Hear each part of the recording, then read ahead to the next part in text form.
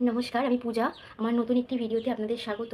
তো আশা করছি আপনারা টাইটেলটা দেখে বুঝতে পেরেছেন আজ মূলত ভিডিওটা কোন টপিকের ওপর আমি বলতে চলেছি। একদমই তাই, মেন্টাল হেলথ। তো বিশেষত আজকে mental health of a man, ঠিক আছে, এই ব্যাপারে আমি কিছু বলতে চাই। কিছু না, আমি যেটা রিয়েলাইজ করেছি আমি সেটাই বলতে চাইছি।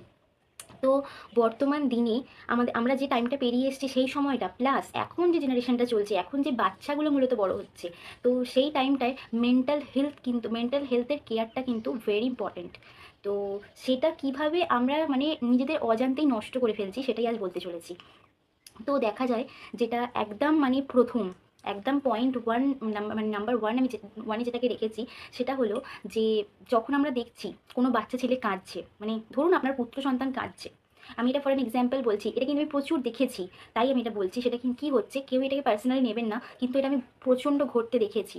সেটা হচ্ছে যখন আপনার পুত্র সন্তান কাঁদছে, তখন কিন্তু আপনি তাকে এটা বলছেন যে মেয়েদের মতো কাঁদছিস কেন, এরকম মেয়েদের মতো কাঁদে না, মেয়েরা এইভাবে কাঁদে, ছেলেরা আবার এরকম কাঁদে নাকি, এরকম মেয়েলি মেয়েলি ভাব করছিস, কাঁদছিস। তো সে এতে কি হচ্ছে, সে না তার মানে আপনার সামনে সে আর নেক্সট টাইম কাঁদতে আসবে না। কারণ সে এটাকে যে মেয়েলি কথাটা আপনি বলে দিচ্ছেন, মেয়েদের মতো কাঁদছিস বলে দিচ্ছেন, তো এটাতে সে রিয়েলাইজ করছে যে এটা খুবই একটা লজ্জাজনক কাজ, এটা একটা অপমানজনক কাজ। এটা কিন্তু পরবর্তী সময় সে যখন কাঁদবে সে কিন্তু আড়ালে কাঁদবে, আপনার আড়ালে। এইভাবেই বড় আস্তে আস্তে সেটা চোখের জলটাকে লুকোতে শিখে যাবে। এবার কি হতো ব্যাপারটা, এবার সেটা আগেকার দিনে যখন হয়েছে, আমাদের ধরুন আমরা যখন বড় হয়েছি, আজ থেকে আমি 10-12 বছর আগেকার কথা বলছি, আমরা যে সময়টা বড় হয়েছি সেই সময়টা কি হতো, ছেলেরা মাঠে দৌড়তো, খেলতো, ছুটতো, তো তাদের বডি মুভমেন্ট করতো। সেখানে কি হতো, এই যে ডিপ্রেশন, এই চোখের জল লুকোতে লুকোতেই তো ডিপ্রেশনটা আসে।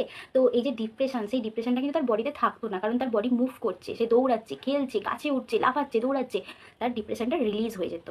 কিন্তু বর্তমানে বেশিরভাগ বাচ্চারাই, আমরা চাই বা না চাই, আমাদের ইচ্ছায় বা অনিচ্ছায়, বেশিরভাগ বাচ্চারাই কিন্তু ডিভাইস কানেক্টেড। তারা গেম খেলছে, যা করছে সেটা কিন্তু বসে বসে করছে, সো তাদের বডিটা কিন্তু মুভ করছে না, এবং তাদের বডিটা একটা জায়গায় স্টাক। তাদের ডিপ্রেশনটাও কিন্তু রিলিজ হচ্ছে না, তাদের ডিপ্রেশনটা এইভাবেই জমাট পাচ্ছে। এটা গেল নাম্বার ওয়ান। নাম্বার টুতে কি আমি যেটা মানে বলছি, সেটা হচ্ছে, সেটাও কিন্তু খুব ইম্পর্টেন্ট একটা রিজন ডিপ্রেশনের। সেটা হচ্ছে, দেখুন, প্রত্যেকটা বাচ্চা কিন্তু 100 পায় না, বা 190 তারা পায় না, সম্ভব নয়। সবাই খুব ভালো দুর্দান্ত রেজাল্ট সবাই যদি করে ফেলে, সেটা কখনোই সম্ভব নয়। অ্যাভারেজ থাকে, খারাপ ভালো সবটা মিশিয়েই থাকে।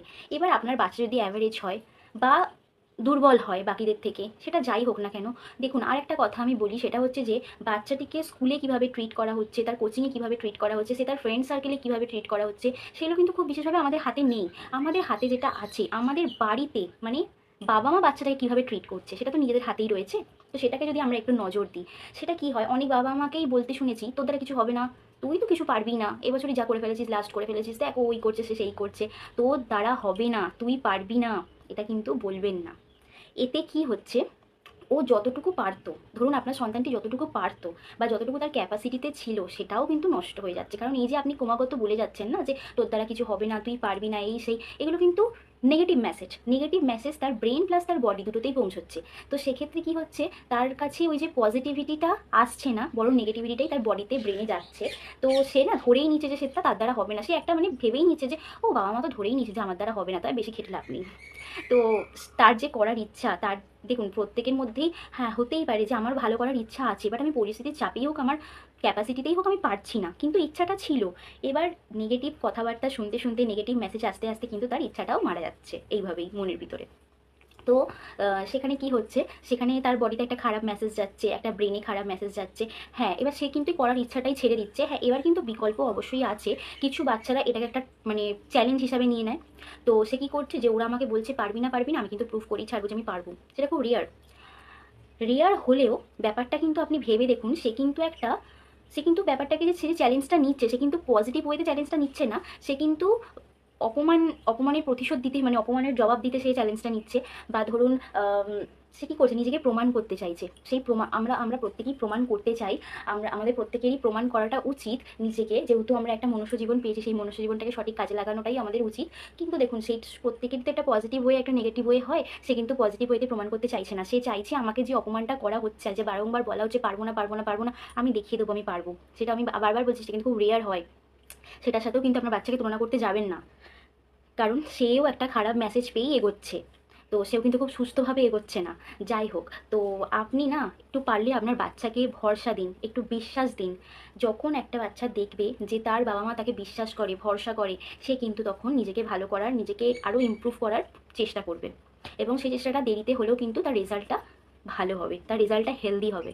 সো এটাই বলবো যে একটু এই ব্যাপারগুলোর দিকে নজর দিন। বিশ্বাস, বাবা মার বিশ্বাস ভরসা থাকলে না মনে হয় দুনিয়া যায় পারবে। দুনিয়া যা ইচ্ছা বলুক, আমার বাবা মার ভরসা আছে, বাবা মার সাপোর্ট আছে, মানে আমি পেরে যাব।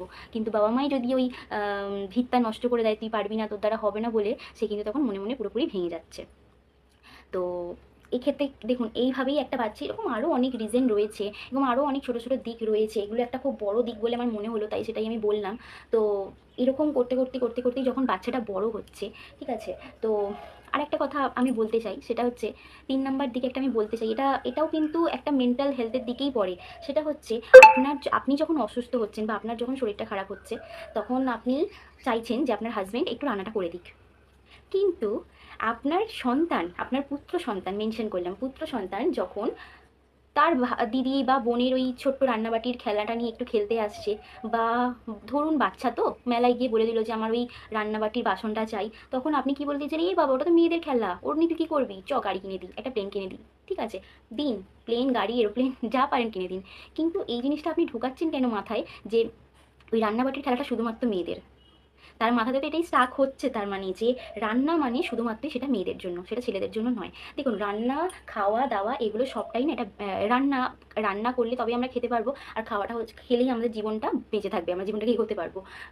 তো এটা হচ্ছে একটা বেসিক নিডস, এটা কিন্তু কোনো জেন্ডার হয় না। ঠিক যেমন চোখের জল, চোখের জল মেয়েদের মতো কাঁদিস না, এই করিস না, চোখের জলেরও যেমন কোনো জেন্ডার হয় না, এই রান্না করা, খাওয়া দাওয়ার ব্যাপারটাতেও কিন্তু কোনো জেন্ডার হয় না। খেতে যেমন দুজনেই পারে, তেমন রান্নাটাও কিন্তু দুজনেই করতে পারে। আপনি যদি আশা করে থাকেন যে আপনার হাজবেন্ড একদিন আপনার জন্য রান্নাটা করে দিক, আপনার শরীরটা খারাপ হলে, সেরকমভাবে আপনার মানে যে পুত্রবধূ আসবে সেও কিন্তু এক্সপেকটেশন রাখবে। তো সেটাই স্বাভাবিক। তো সেটাই স্বাভাবিক, সেভাবে আপনি আপনার নিজের ছেলেকে তৈরি করুন, যাতে আপনি যেটা পাচ্ছেন না, বা পাচ্ছেন হোয়াট এভার, সেটা যেন আপনার পুত্রবধূও পায়, ভালো জিনিসটা। যেন আপনার ছেলেও সেই জিনিসটা, বা আপনার ছেলে বড় হয়ে আপনাকেই রান্না করে দিল, সেটা আপনারও ভালো লাগবে। তো এইগুলো শেখাবেন না যে এই বেসিক নিডসগুলোর কোনো জেন্ডার ডিভিশন হয় না, এগুলো প্রত্যেকের জন্যই প্রযোজ্য। তো এই করতে করতে কি হয় জানেন তো, ছেলেটি যখন বড় হচ্ছে না, এবার তার তো, সে তো ছোটোবেলা থেকে যেটা চাইছে যে তাকে একটু কেউ বুঝুক, তাকে একটু তার ফিলিংসগুলোর একটু কেউ দাম দিক, তাকে একটু কেউ সাপোর্ট করুক, একটু তাকে অ্যাপ্রিসিয়েট করুক। একটু অ্যাপ্রিসিয়েশনই তো চায় বাচ্চারা, একটু আপনি এতটা অ্যাপ্রিসিয়েশন দেবেন, তারা এতটা করে ফেলবে। কিন্তু তাদের ইচ্ছেটা এতটা, আপনি তাকে নেগেটিভিটি দিয়ে দিয়ে দিয়ে দিয়ে এইভাবে মেরে ফেলছেন। সেটা তো উচিত নয়। তো একটু অ্যাপ্রিসিয়েশন দিন। তো এগুলো কি হচ্ছে দেখুন, বাচ্চারা কি হচ্ছে, সেবার বাচ্চারা তো পাচ্ছে না, সে তো মানে, দেখুন একটা কথা, আপনি ভাবছেন যে আরে আমি আমার বাচ্চাকে বুঝি না, আমি আমার বাচ্চার মন বুঝি না, আমার বাচ্চার মন আমি বুঝি, আমি জানি সেটা কত, সে লেগ পিসটা খেতে ভালোবাসে, আমি নিজে না খেতে তার জন্য লেগ পিসটা রেখে দিই। অবভিয়াসলি আপনি মা, আপনি বাবা, আপনি এগুলো করবেনই, এটা আপনার মায়া, মমতা, ভালোবাসা, আপনার স্যাক্রিফাইস আপনার সন্তানের প্রতি। কিন্তু শুধুমাত্র তো ফিজিক্যাল হেলথটা দেখলে হবে না, মেন্টাল হেলথটাও দেখতে হবে। তো মেন্টাল হেলথে সে চাইছে একটু অ্যাপ্রিসিয়েশন, একটু সাপোর্ট, একটু ভালোবাসা, একটু বিশ্বাস, একটু ভরসা, একটু সম্মান। তোর দ্বারা পারবি না, তোর দ্বারা হবে না, তুই পারবি না, এটাও কিন্তু একটা খুব বড় অসম্মান। তো এই জিনিসগুলো বাচ্চারা চাইছে, এবার সে যখন সেটা পাচ্ছে না, যেটা বলছিলাম মূল বক্তব্য, সে যখন এগুলো পাচ্ছে না, সে এটা না পেতে পেতে, এটা আকাঙ্ক্ষা করতে করতে সে বড় হচ্ছে। এবার ধরুন আপনার ছেলের জীবনে একটি মেয়ে এলো, বা তার জীবনে তার স্ত্রী এলো, এবার সে যখন তাকে বুঝতে শুরু করলো, সে যখন তার ওই ছোটো ছোটো ফিলিংসগুলোর দাম দিল, তাকে অ্যাপ্রিসিয়েশন দিল, তুমি পারবে, তোমার হবে, তুই পারবি, তোর হবে, এসবগুলো যখন বলতে স্টার্ট করলো, সে তো এতদিনের, তার মধ্যে তো এতদিন এটারই খিদে ছিল যে কেউ তাকে একটু অ্যাপ্রিসিয়েশন দিক, কেউ একটু তাকে ভরসা দিক, একটু বিশ্বাস দিক, সম্মান দিক। তো সে যখন এতদিনে সেটা পেলো, সে তখন কি হবে, নিজেকে না তার স্ত্রীর কাছে বা তার গার্লফ্রেন্ডের কাছে নিজেকে পুরোপুরিভাবে সমর্পণ করে দিচ্ছে।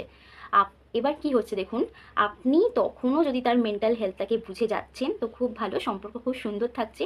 কিন্তু যখন আপনি বুঝছেন না, তখন আপনি মনে হচ্ছে যে আমার ছেলে, আমি এত বড় করলাম, এত মানুষ করলাম, কষ্ট করলাম, স্যাক্রিফাইস করলাম, নিজের জীবনটাকে শেষ করে দিলাম এর জন্য, নিজের জীবনে কিছুই করলাম না। হ্যাঁ, নিজের চাকরি ছেড়ে দিলাম, নিজের শখ আহ্লাদ সব বিসর্জন দিলাম, এই ছেলেটা এখন বড় হয়ে আমাকে তো পাত্তাই দিচ্ছে না, এ তার স্ত্রীর কাছে যাচ্ছে বা গার্লফ্রেন্ডের কথায় উঠছে। যেটাই আপনি ভাবেন না কেন, গার্লফ্রেন্ডের কাছে সমর্পণ করছে, কিন্তু সে কেন করছে সেটা ভেবে দেখুন। এবার কি হয়, এরকম করতে করতে করতে করতে যখন আপনার মধ্যে একটা ছোট্ট মানে রাগ আসবে, একটা ছোট্ট জেলেসি আসবে, আসতেই পারে, স্বাভাবিক। আপনি আপনার ছেলেকে 22 বছর 25 বছর বড় করছেন, হঠাৎ করে সে আপনার থেকে হালকা দূরে চলে যাচ্ছে, জেলেসি তো আসবেই, রাগ, ভালোবাসার টানে, এটা হবেই, নর্মাল, এটা হওয়া, এটা হবেই। এবার মেয়েটির মনে হচ্ছে, মানে ছেলেটির ওয়াইফের মনে হচ্ছে যে আমাদের হাজব্যান্ড ওয়াইফের ভালোবাসা তোমার মা, মানে ছেলেটিকে বলছে, তোমার মা সহ্য করতে পারছে না, সো সে আপনার নামে অভিযোগ, মা বাবা যেই আপনি হন না কেন, আপনার নামে অভিযোগ ছেলেটির কাছে করছে, আবার আপনিও কিন্তু একইভাবে তার স্ত্রীর অভিযোগ আপনি তার কাছে করছেন। এতে কি হচ্ছে, ছেলেটা মধ্যখান দিয়ে স্যান্ডউইচ হচ্ছে, তার মেন্টাল হেলথ আবার ধ্বংস হয়ে যাচ্ছে, সে আবার বিধ্বস্ত হয়ে যাচ্ছে। তো এইভাবেই না জিনিসটা নষ্ট হচ্ছে, মানে ছেলেদের মেন্টাল পরিস্থিতি এইভাবেই কিন্তু নষ্ট হচ্ছে। তো এটাই আমার রিয়েলাইজেশন, এটাই আমার বলার ছিল। পারলে এই ব্যাপারটা একটু নজর দিন, একটু খেয়াল দিন। হ্যাঁ, দিনের শেষে তো সবাই আমরা মানুষ, তো চোখের জল মেয়ে ফেলছে না ছেলে ফেলছে, সেটা ছেলে মেয়ে সব কিছুর ঊর্ধ্বে সবাই একজন প্রথমত মানুষ। সবারই একটা ইমোশনাল স্পেস আছে, একটা ফিলিংস আছে, সেগুলো দান দিন, একটু ভরসা করুন, একটু বিশ্বাস দিন, একটু অ্যাপ্রিসিয়েশন দিন।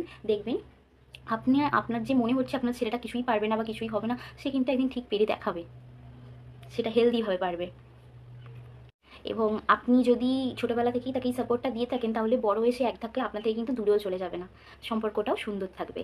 তো এটাই বলবো। এবং হ্যাঁ, আপনি যে তাকে এত সুন্দর এই যে রান্নাবান্নার দিকেও আপনি তাকে অ্যাপ্রিসিয়েট করেছেন, আপনাকে শিখিয়ে রেখেছেন, তো তার যে ফিউচার ওয়াইফ বা গার্লফ্রেন্ড যেই আসুক না কেন, সে কিন্তু আপনাকেও অ্যাপ্রিসিয়েট করবে যে আপনি তাকে এত সুন্দর শিক্ষা দিয়েছেন, এত সুন্দর করে সব কিছু শিখিয়ে রেখেছেন।